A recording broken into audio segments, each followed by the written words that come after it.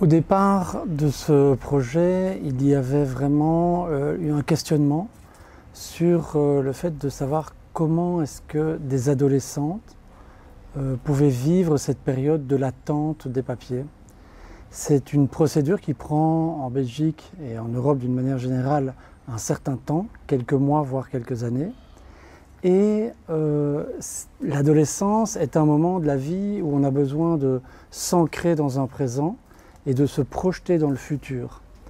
Or, les adolescents qui sont dans cette situation d'attente des papiers sont dans un présent qui est extrêmement restreint, mais aussi dans un futur qui est complètement flou. J'ai fait beaucoup d'immersion dans les centres pour demandeurs d'asile en Belgique et j'ai pu voir qu'il y avait d'une part énormément de problèmes de santé mentale. C'est là que j'ai senti que je pouvais vraiment faire un film autour de ces deux pôles, à la fois le pôle positif qui est la pulsion de vie adolescente et le pôle négatif qui est son abandon total, donc qui trouve son expression dans le syndrome de résignation.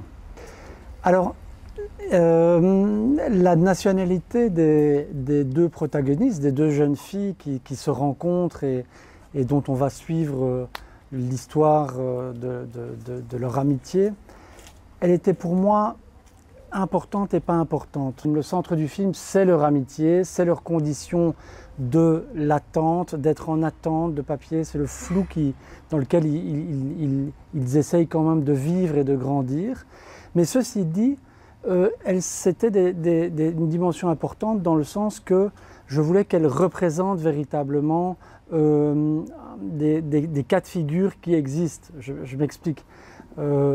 Dans la population des demandeurs d'asile en Belgique et en Europe d'une manière générale, il y a des gens qui fuient des contextes de guerre extrêmement clairs, entre guillemets, et qui sont acceptés comme tels par les gouvernements européens et donc qui sont quelque part sur une liste positive, qui amène généralement vers des réponses positives, et d'autres pour lesquels la situation est plus floue, alors que franchement ça ne doit pas être très agréable de vivre en Biélorussie quand on a envie de s'émanciper, quand on a goûté au plaisir de la liberté des pays démocratiques. Avant tout, c'était des décisions géopolitiques. Le centre est un centre qui était en fonctionnement pendant le tournage. Il y avait environ 400 personnes qui y résidaient.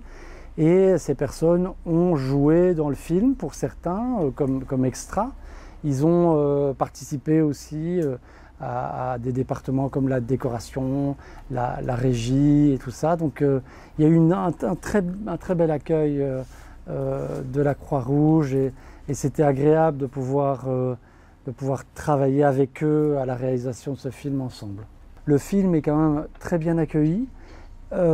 Parce que justement le message humaniste qu'il y a derrière, c'est-à-dire qu'on envisage tous cette thématique de l'immigration qui est une thématique polémique dans chaque pays, c'est une thématique qui est voilà, instrumentalisée par des mouvements politiques qui veulent monter ces problèmes en épingle. Et là, le traitement, si vous voulez, au travers de l'histoire d'une amitié, a été très bien accueilli parce que justement on souligne la douceur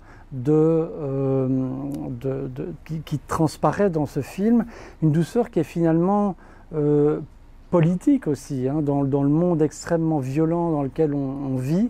C'était un choix politique de faire sur cette thématique-là vraiment une douceur, retransmettre la douceur de cette relation d'amitié et l'humanité qui peut exister entre des personnes qui viennent de backgrounds complètement différents. Je voulais remercier vraiment l'administration du festival de m'avoir invité parce que c'est très agréable.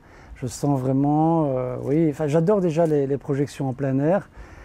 D'abord parce que c'est l'été, et puis il y a un côté vraiment très convivial. Donc merci beaucoup d'avoir invité le film et de m'avoir invité pour le présenter.